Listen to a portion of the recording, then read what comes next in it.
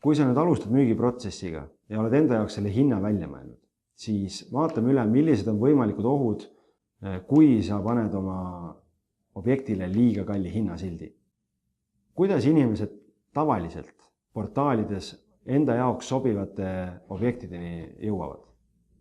Loomulikult on enda jaoks välja mõeldud piirkond, pannakse paika kriteeriumid, reeglina on mingi hinnavahemik, mille raames otsitakse, kes tahab veel rohkem täppisteadust teha, vaatab ka keskmise ruutmeetri hinna järgi. Kui nüüd sinu objekt on mingil põhjusel, kas siis sinu teadliku ootuse tõttu või kogemata kallim, kui on selle tänane reaalne turuhind, siis juhtub see, et sinu korter ei jõua nende inimeste filtritesse, kes omale sobivat kodu otsivad.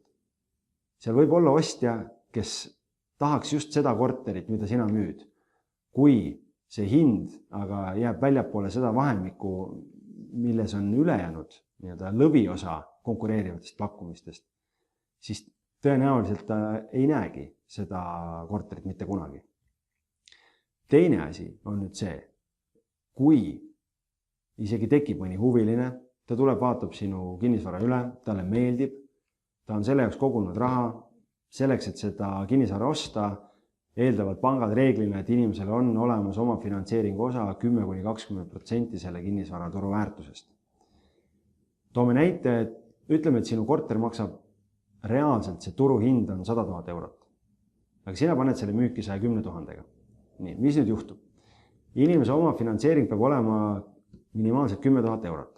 Ta läheb panka, pank palub tal tellida hindamisakti.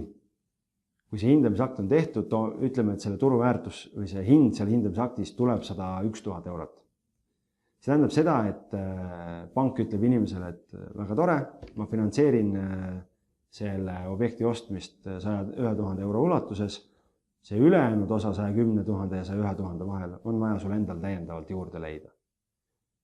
Kui sa nüüd mõtled selle peale, et see inimene on tõenäoliselt mitu aastat teinud kõvasti tööd ja näinud vaeva selleks, et saada see sissemaksu raha kokku, see 10 või 20 000 eurot, siis on naiivne eeldada seda, et see puuduv 9 000 eurot selle hindamisakti ja sinu ootuse vahel tal kuskilt kohe võtta on. See tähendab omakorda seda, et see tehing jääb katki ja kuna suurem osa kinnisvara müügitehinguid täna ikkagi tehakse panga kaasabil, siis see tähendab põhimõtteliselt seda, et panga finantseeringuga ostjat leida on sul pigem ebatõenäoline.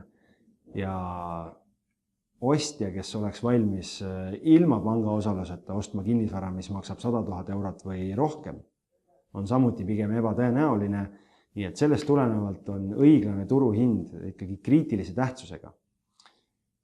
Nagu ma juba enne mainisin, suurt muret sa täna selle pärast tundma ei pea.